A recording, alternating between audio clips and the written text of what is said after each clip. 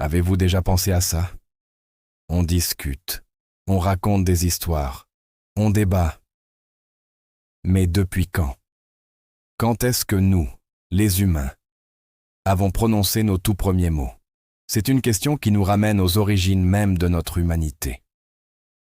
Accrochez-vous, car on part pour un voyage fascinant dans le temps, à la recherche de la naissance du langage. Pour commencer, il faut être honnête. Il n'y a pas de date précise gravée dans la pierre. Le langage ne fossilise pas. On ne retrouvera jamais le premier mot prononcé. Alors, comment les scientifiques font-ils pour enquêter? Ils deviennent de véritables détectives, rassemblant des indices venant de partout. Des fossiles, de l'archéologie, de la génétique, et même de l'étude du comportement des primates, nos plus proches cousins. Une des premières pistes nous mène à notre propre corps. Pour parler, il faut un équipement biologique bien spécifique. Pensez à votre larynx, cette petite boîte dans votre gorge. Chez les humains, il est à positionner plus bas que chez les grands singes. Cette descente du larynx, qui s'est produite au fil de l'évolution, a créé un espace plus grand, le pharynx, qui agit comme une caisse de résonance. C'est cet espace qui nous permet de produire une gamme de sons incroyablement variés. Les voyelles et les consonnes qui forment la base de toutes les langues du monde. Quand cette modification a-t-elle eu lieu? En étudiant les crânes de nos ancêtres, les paléoanthropologues peuvent estimer la position du larynx. Les fossiles d'Homo erectus, qui a vécu il y a environ 2 millions d'années, montrent déjà un début de modification. Mais c'est surtout avec Homo heidelbergensis, notre ancêtre commun avec Néandertal, il y a environ 600 000 ans, que l'anatomie semble vraiment prête pour la parole. Les Néandertaliens eux-mêmes avaient un os hyoïde, un petit os en forme de fer à cheval dans le cou, essentiel à la parole, quasiment identique au nôtre. Cela suggère fortement qu'ils avaient la capacité physique de parler. Mais avoir le matériel ne suffit pas. Il faut aussi le logiciel. Un cerveau capable de gérer la complexité du langage. Le langage n'est pas juste une suite de sons, c'est un système de symboles, avec une grammaire, une syntaxe. C'est là que notre cerveau entre en jeu.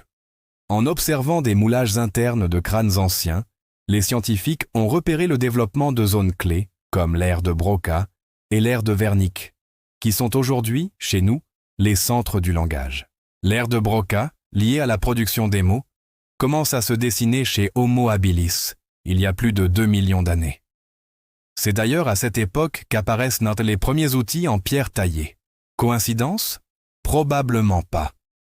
Fabriquer un outil demande de la planification, une séquence d'actions précises, des capacités cognitives très similaires à celles nécessaires pour organiser des mots dans une phrase. Certains chercheurs pensent que la fabrication d'outils et le langage ont évolué main dans la main, l'un stimulant l'autre. Imaginez un ancien humain essayant d'enseigner à un autre comment tailler un silex. Au début, peut-être juste par des gestes. Puis en ajoutant des grognements, des sons spécifiques pour frapper ici ou plus fort. Progressivement, ces sons seraient devenus plus complexes, plus symboliques. C'est la théorie du langage gestuel d'abord. Nos ancêtres auraient commencé par communiquer avec leurs mains, comme le font les grands singes, avant que la parole ne prenne le dessus. Et la génétique dans tout ça? Elle a son mot à dire. En 2001, les scientifiques ont découvert un gène, appelé FXP2. On le surnomme parfois le gène du langage. Les personnes qui ont une mutation sur ce gène ont de graves difficultés à articuler et à comprendre la grammaire. Ce qui est incroyable, c'est que notre version de FOXP2 est différente de celle des chimpanzés. Et cette version humaine, on la retrouve aussi chez les Néandertaliens et les Dénisoviens, d'autres lignées humaines aujourd'hui éteintes. Cela signifie que la base génétique nécessaire à un langage complexe était probablement en place chez notre ancêtre commun, il y a plus de 500 000 ans. Alors, imaginez un instant si Néandertal pouvait vraiment parler. À quoi ressemblerait sa langue? C'est un mystère qu'on ne résoudra jamais, mais on peut faire quelques suppositions. On pourrait penser à un proto-langage, Pas aussi sophistiqué que le nôtre, avec ses milliers de mots et ses règles de grammaire compliquées. En fait, ça ressemblerait plutôt à un langage simple, avec des mots concrets comme mammouth, feu, danger ou manger. Vous voyez le tableau? Une sorte de pidgin préhistorique, parfait pour coordonner la chasse, partager des infos cruciales et tisser des liens sociaux. Imaginez un groupe de néandertaliens autour d'un feu, échangeant des mots simples pour signaler un danger imminent ou discuter de la meilleure façon de cuisiner un mammouth. Ça devait être un vrai défi de communiquer, mais essentiel pour leur survie. En gros, leur langue était probablement une belle illustration de la nécessité humaine de se connecter, même dans un monde aussi brut. Qu'en pensez-vous? Ça fait réfléchir, non? Le grand boom, le passage à un langage pleinement symbolique et complexe, semble coïncider avec l'émergence de notre propre espèce, Homo sapiens, il y a environ 200 000 ans en Afrique. C'est à cette période que l'on voit une explosion de la culture symbolique, les premières sépultures, les parures faites de coquillages, les gravures sur des ocres. C'est la preuve que l'esprit humain est désormais capable de penser de manière abstraite, de donner un sens à des choses qui n'en ont pas en soi. Un coquillage n'est plus juste un coquillage. Il devient un symbole d'identité, de statut. Et quel est le système symbolique par excellence? Le langage. Le langage, c'est vraiment ce qui a tout changé, vous ne trouvez pas? Grâce à lui, on peut transmettre des connaissances de génération en génération. Avant, on apprenait juste par imitation, mais maintenant, on explique les choses. Imaginez, on peut planifier des actions complexes, comme décider ensemble. Si on attaque le mammouth par ce côté, ça pourrait marcher. C'est fou, non? Ça nous a aussi permis de créer des sociétés bien plus grandes et sophistiquées. Le langage, c'est notre super pouvoir. Celui qui a permis aux sapiens de conquérir la planète. Sans lui, on serait encore coincé dans des petits groupes, à peine capables de communiquer. En gros, c'est un peu comme si le langage était notre ticket d'entrée dans le monde moderne.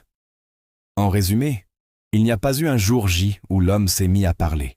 C'est une évolution lente et progressive qui s'est étalée sur des millions d'années. Ça a commencé avec des prérequis anatomiques chez nos lointains ancêtres, comme Homo erectus, s'est consolidé avec des capacités cérébrales et génétiques chez notre ancêtre commun, avec Néandertal, il y a 500 000 ans, pour finalement éclore en un système symbolique complexe avec notre propre espèce Homo sapiens. La prochaine fois que vous commanderez un café ou que vous racontiez votre journée à un ami, prenez un moment pour réaliser le petit miracle que vous accomplissez. Vous utilisez un outil façonné par des millions d'années d'évolution, un héritage direct de nos ancêtres qui, un jour, dans la savane africaine, ont commencé à transformer des sons en idées. C'est incroyable, non? Imaginez juste le chemin parcouru depuis ces premiers mots, jusqu'à nos conversations d'aujourd'hui. Ça a vraiment changé le destin de notre espèce pour toujours.